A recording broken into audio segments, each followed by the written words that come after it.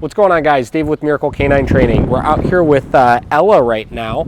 Ella is here for a board and train. She's here for 4 weeks to work on some massive kind of fear, anxiety issues, which are starting to result in some aggression, things like that.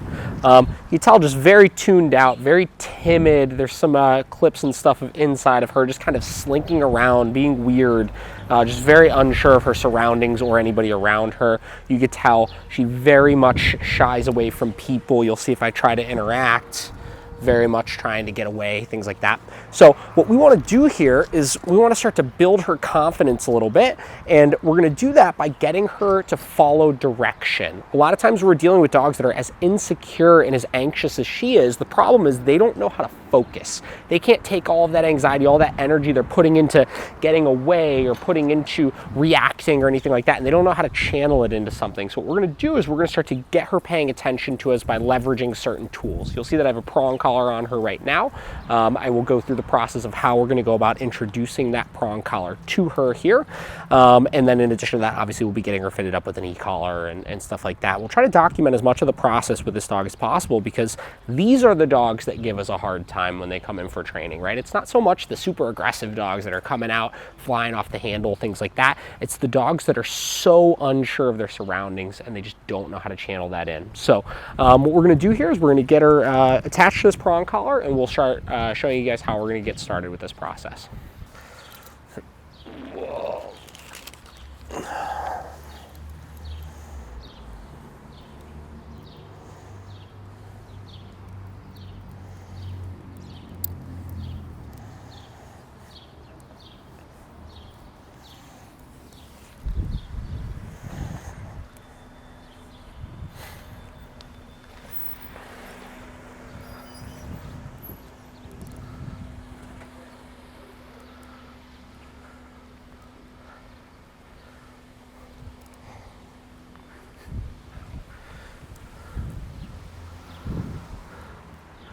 Now you'll see that I have her on a relatively long leash right now. The goal with this is to be able to teach this leash pressure and teach her how to move with this collar without adding too much confrontation of myself physically, right? You could tell as I approach, she gets very timid by that. So the more distance I can create initially, the more chances we have of her being able to retain some of this information that I'm teaching. So what I'm going to do is I'm going to work kind of at a distance like this, just teaching her when she feels that leash pressure, she needs to move with it in order to relieve that pressure. And then little by little, I'll start to shorten that leash up and get her moving closer and closer to me.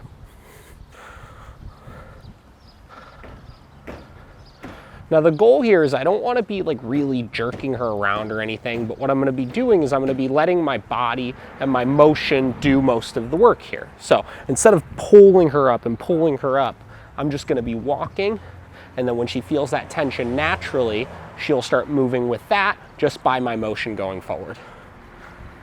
So again, pulling up a little bit more tension on that leash, closing that gap just a little bit more as we're moving. Do that a little bit more.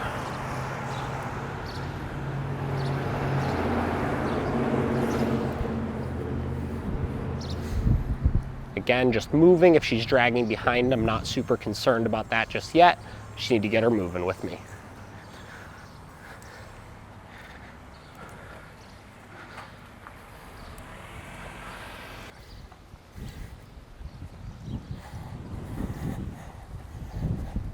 I'm going to close that gap even a little bit more. And what we're going to start doing now is we're going to start actually taking her for a short walk here. Now you can tell just in this parking lot, there's a lot of things going on. We have cars going by, we have people outside working, we have trailers, big trucks, there's a train that goes by sometimes. And then in addition to that, this route we're gonna walk on tends to be one of the busier intersections in all of Cleveland. So it really tests the dog and tests how much they hyperfixate on different things and how well we're gonna be able to keep that attention on us. Now the whole process, the whole time, my only goal here right now is just to keep her with me. I'm not saying anything, I'm not touching her, I'm not really looking at her or anything. I'm just giving clear direction in a very, very simple, non-verbal manner with just the leash.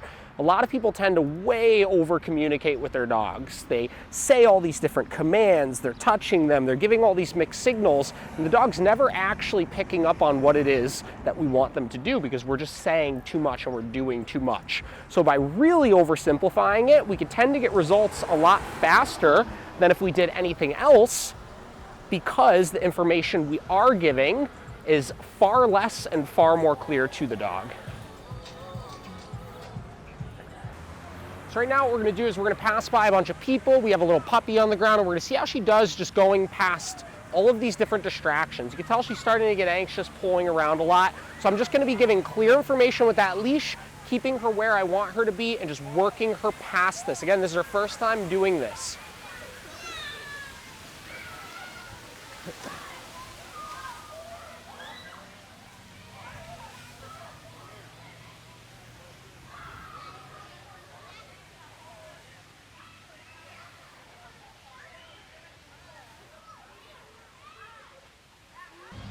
Not too terrible. Again, just blocking some of those responses she typically has of trying to flee from these things. She's very, very intense about when she gets spooked, she's going one direction or another, trying to get away from those things that she's scared of.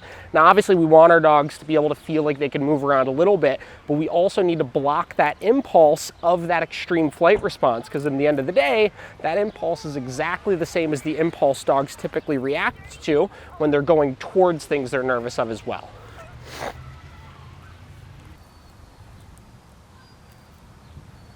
Come.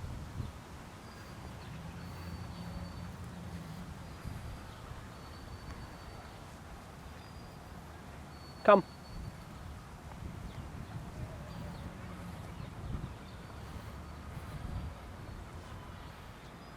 Come. So now I'm just looking for her to start stopping smoothly with me. The first couple times that I did this with her, I noticed she was all over the place, didn't really have much of an ability to kind of stay still for a second and not be constantly moving.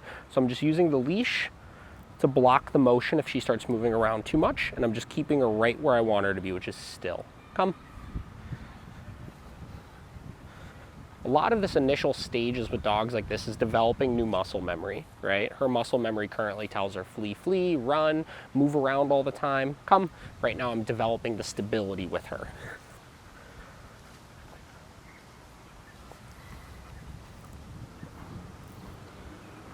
Come.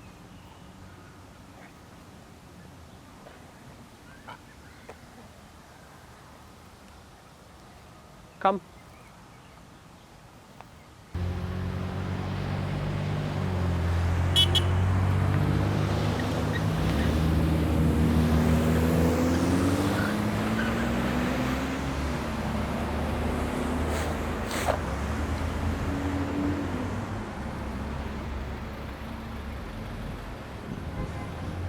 Come.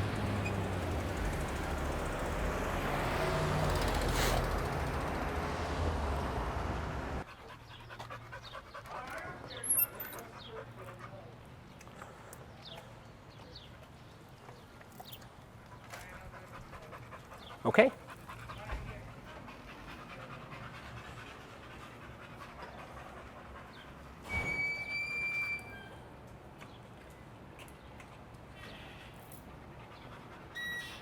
Okay.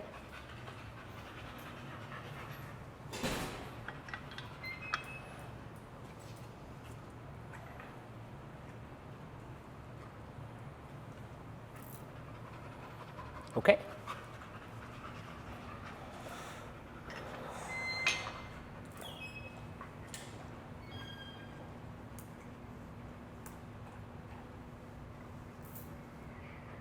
Okay.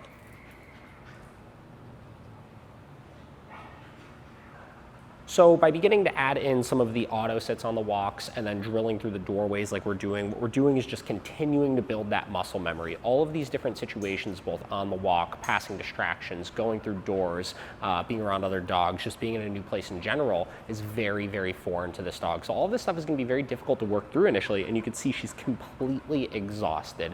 Not because she physically did anything super strenuous or anything, but because this is the first time we've really asked her to think. So what we're going to do is we're going to continue this a video tomorrow after our second session of this kind of stuff, so that you guys can see once she's a little bit more recharged how some of this stuff starts to take form and starts to look a little bit better. Now, in addition to that, after she rests today, we're going to be continuing to do some socialization with her. We'll be getting her out for a second formal session where we'll begin working on some more of the interior obedience stuff. But this is the starting point. This is square one, the first thing that we do when we have a dog like this in. So we'll see you guys tomorrow.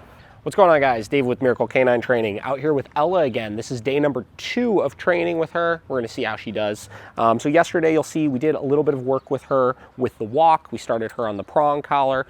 We started her on some basic auto sits with the leash pressure and doorways and things like that. And you know, she's a really timid, insecure dog. It wasn't perfect, but she started to pick it up really well at the end. So what we're gonna do today is we're gonna take her out. You can see we have her a lot more under control here right now. She's even holding this sit while we're talking. And we're not doing anything different aside from starting to layer in some basic e-collar pressure into this. So when I first start with a dog like this, the e-collar should just be pretty much background. I'm not looking for it to do very much. I'm just layering it in the way that we would layer it in, or we would layer the leash pressure in. So trying to create an off switch, making sure we're utilizing very, very low continuous pressure. This is set to a 3 right now. That's out of 100. This is lower than a human can even feel. So I want it to be this background, almost like annoyance that she starts to perceive and understand that she has control of, just like the leash pressure. So the things I'm going to be layering that into right now are going to be the walking. So getting her to back up if she gets ahead of me. I'll be pressing and holding continuous pressure, backing her up, releasing it when she gets slightly behind me. And I'll also be adding it into the sits. So if I ask her to sit and she doesn't do it, same deal. I'll be pressing and holding that button, using a little leash pressure, and then releasing when she gets in the position. Now, my goal today, or my criteria today that I want to start to see, is not so much that things are perfect still. It's that I'm able to use lighter pressure. So with the leash, communicating, getting into the sit, I want just light pressure, not very much at all. I want to get her responding just softer and softer here so she can continue to loosen up. Yesterday we did socialization with her as well. We worked some interior obedience, which went really well. She's opening up a little bit. So for day 2, I'm pretty happy with where she's at. So we're gonna go ahead and get started. So again, just looking for softer leash pressure. She's maintaining a position a lot nicer with me. And I'm looking when I communicate with that leash right now, whether it's to get up or come to the side like that, that I could use almost like fingertip amounts of pressure like that. Same deal, sit. Very, very light leash pressure, getting her into that sit, even having her kind of stabilize in it as I'm moving around. This is a huge improvement from yesterday, as you guys saw from the videos, of her just being really, really just scatterbrained all over the place. Come.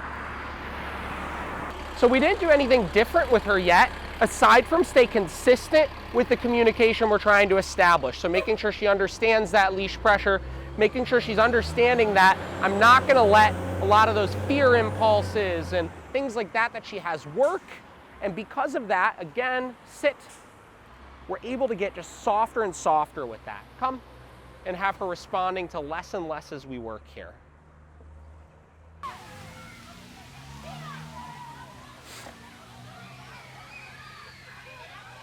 Sit.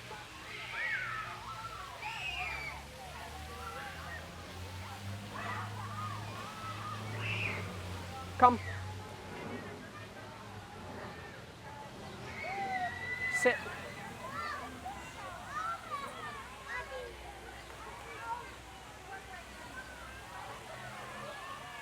Come.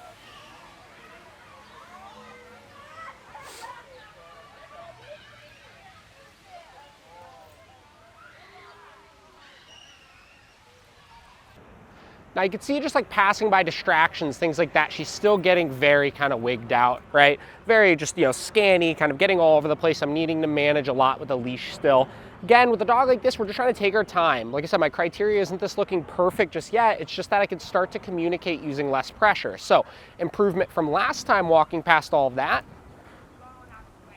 We're now able to get her holding sits around them. We're able to just create a little bit more focus without the need of so much pressure. So that's an improvement. So what we're gonna do next here is we're gonna start adding some basic sit stays and stability into this. This is the next step of starting to improve on obedience on the walk here.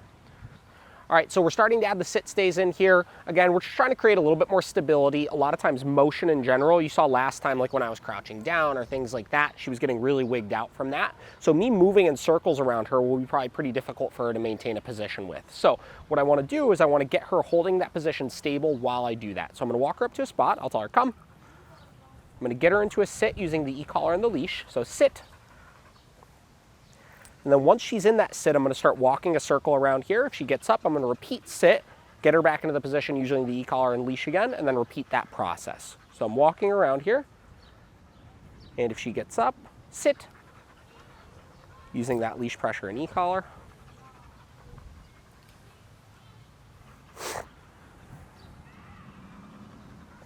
Good. Come. Then I'll walk her to another spot. Sit. Again, almost no pressure with the leash, which is exactly what I'm going for here. Not perfection, just clear communication. Sit.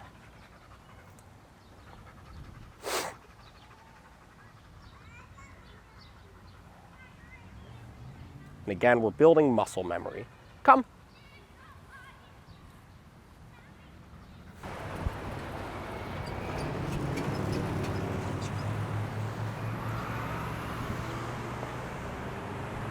Come.